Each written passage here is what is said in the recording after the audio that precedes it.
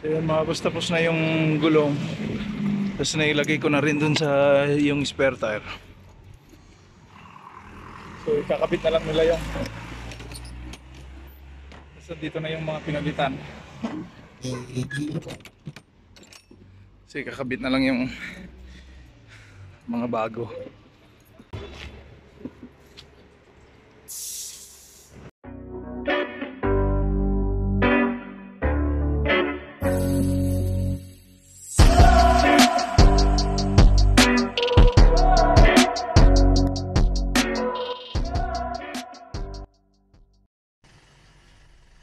So yun, good morning mga boss. So ngayong araw, Thursday, magpapalit kami ng aking boss ng gulong sa likod. Dahil pudpud na. Usually kasi pag biyaheng Manila, pagbalik, pagpapunta, medyo mabigat. Kaya maganda pa kung tutusin. Kaso pag once na mainit na, may tendency na ma-blow out or ma-flat doon sa daan kasi manipis na. Kumbaga naputol na yung skid niya, naputol na. So hindi na siya advisable na gamitin pa. So bumili na kami ng bago doon sa kakilala din nila. Tapos ngayon, ipapapalit namin kasi ito yung laging bumibiyahe ng Manila, which is ito po yung aking laging hawak. So sabi ko sa boss ko, sasamahan niya ako. So ngayong araw, si Sir Joseph pa pala yung kapatid ng boss namin, pinaka-big boss. So samahan niya akong magpapalit ngayong araw na to dun sa bandang Buyagan. So tara.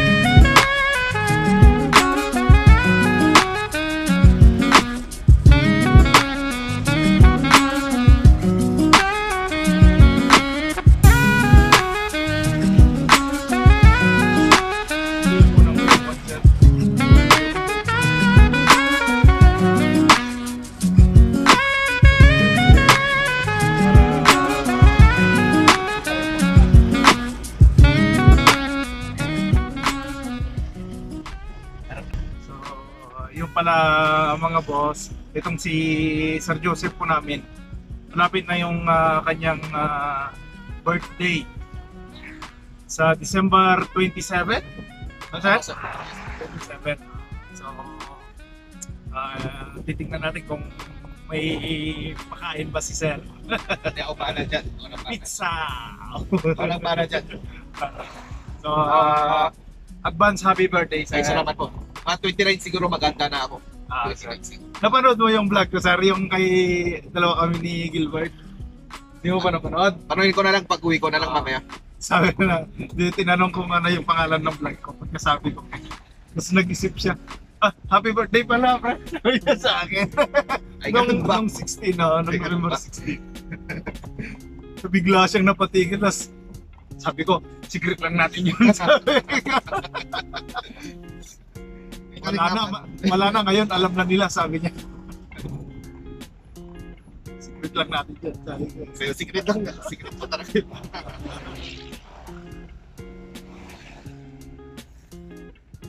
Nung nag-deliver kami sa kanyan, sir deliver kami sa Great Valley. Sa Duntugan, doon sa school. Sinundo ko siya sa session, tapos siya yung kasama ko nag-deliver doon. Tuwa siya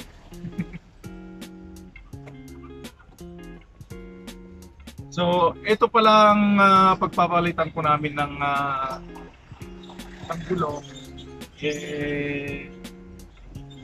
Batch ng aming big boss na si Sir Otto. Kasi dito na ako pumupunta kada nagpapapalit ako dahil magaling yung naglalagay ng gulong. Magaling parang maayos siya trumabaho, kaya napaka safe ng gulong pag siya yung naglalagay. Ilang beses ko na kasi siyang na testing. Iba dun sa mga naglalagay na pandati. Pag naglagay yung iba, talagang basta nilagay, yun na. Ito, sinisecure niya na maganda yung pagkalagay ng gulong. Wala siyang hindi siya mapupunit, ganyan. Kaya maganda. So sana naka-open sila. Para may palagay na namin kagad sa gulong namin. Yun! Pa sila.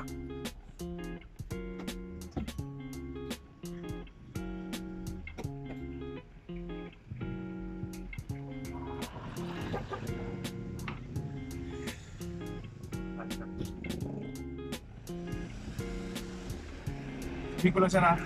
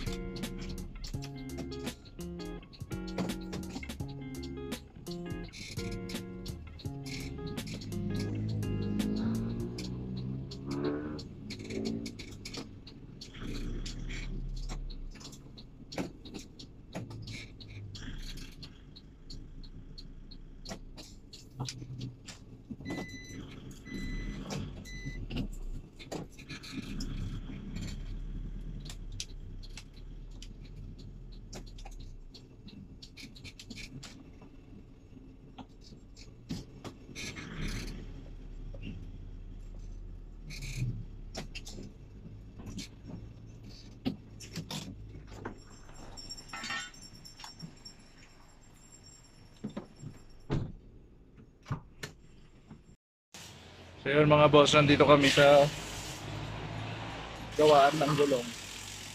So pinapalitan na siya.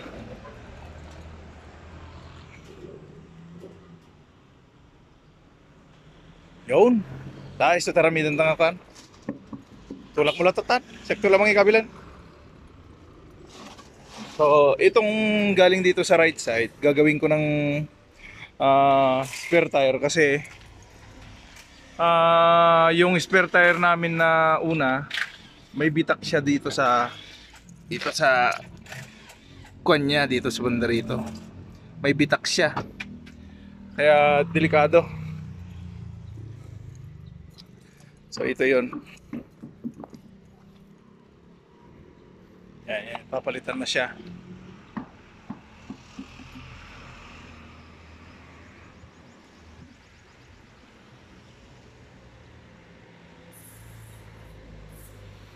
So dito kami nagpapalit sa RB Flores na to.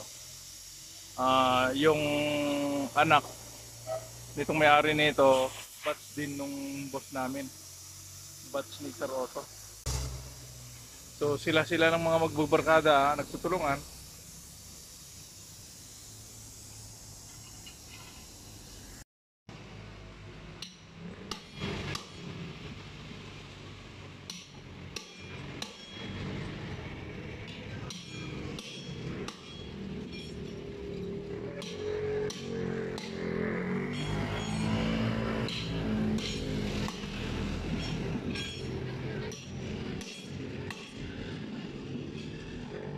So yan yung aking boss, si Sir Joseph.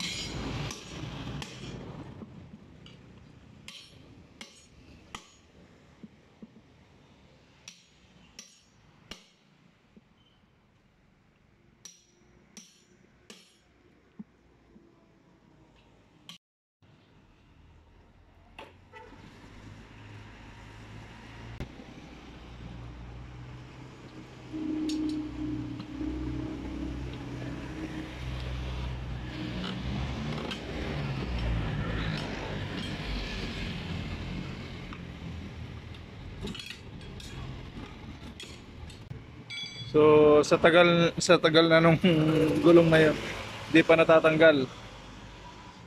Kaya baka mahirapan tong kwan.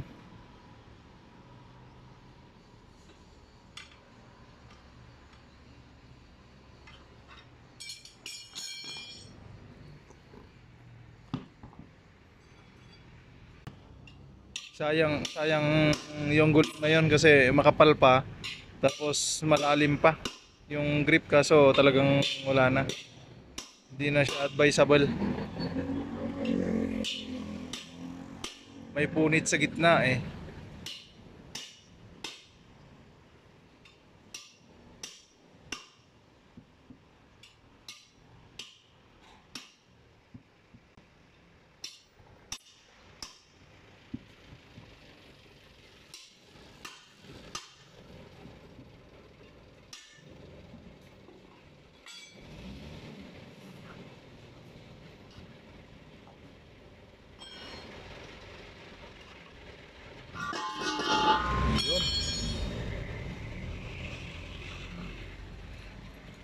So ayan mga boss, ito lalagay na natin dun sa loob.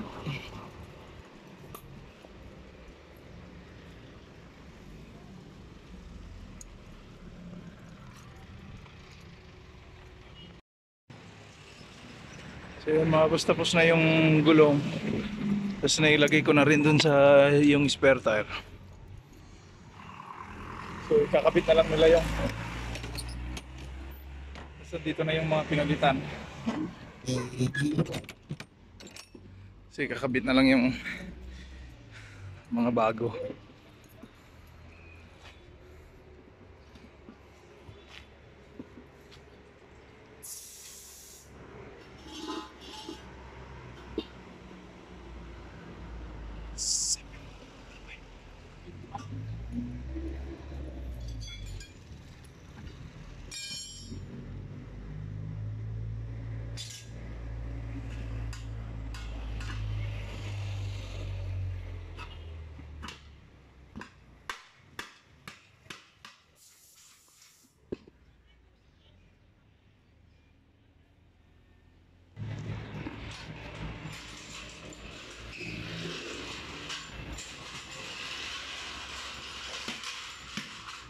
Sir, tatanggalin niya. Papalit na dun.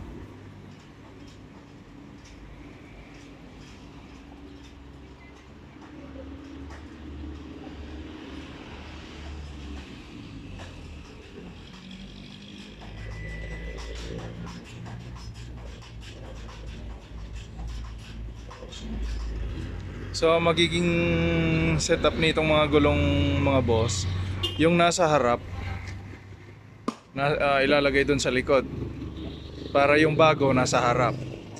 Huwag po kayong magpapalagay ng bago doon sa likod. Kasi once na yung harap nyo ang na-blow out, hindi nyo na mamayayos yung takbo. Kakabig at kakabig.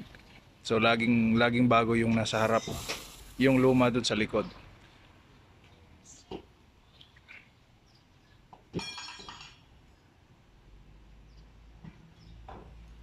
Ito siya, galing siya ng harap. Pinalagay ko dun sa likod kasi mas risky pag yung nasa harap ang luma.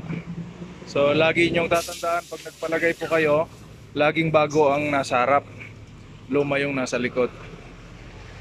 So yan, kasi pag yung nasa likod ang na flat or na blow out sa daan, yung pagmamaniho nyo maayos pa, kayang-kaya nyo pang mai-control. Unlike pag yung harap ang na-blow out or na flat, hindi nyo na makukontrol yan, kakabig at kakabig yan. Kung saan siya pupunta, dun lang yon. Hindi mo na siya pwedeng i-control pa kasi maglalak at maglalak siya. Kaya yun, lagi nyong tatandaan. Every time magpalagay kayo, nasa harap yung bago. Tips para sa mga biyahero, dapat laging bago nasa harap.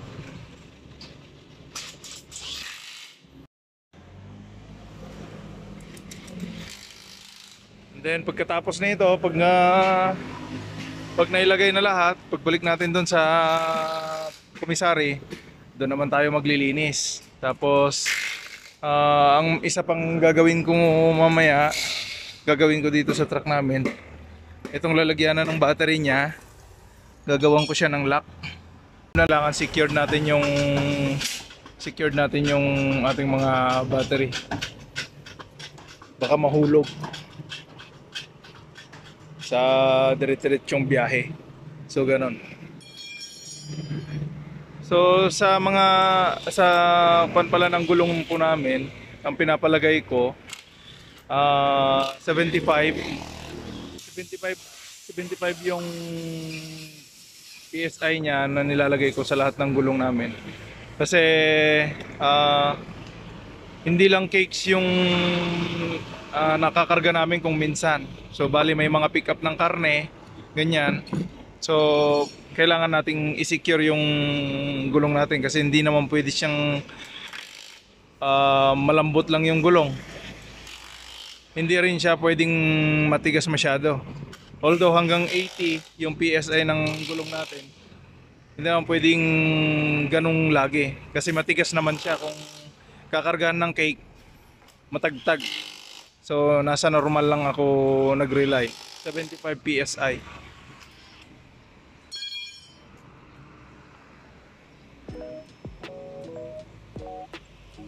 So yun na. Ilalagay na yung last na gulong.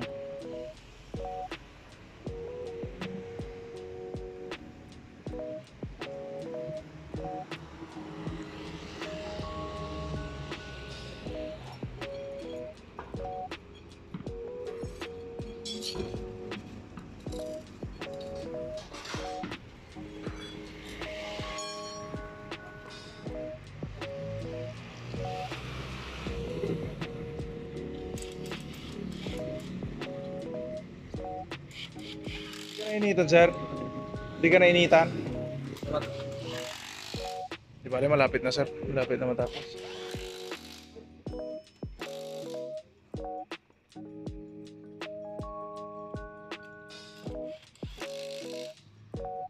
Bilis, no?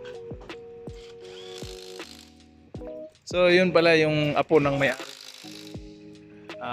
RB Flores. Apo yun yung nasa harap. Yung apo niya. So yung tito niya na batch ng boss namin. Yan yung sa Cam 7 naman siya na mayroong pwestong ganito rin. Tire supply din sa Cam 7. So yun.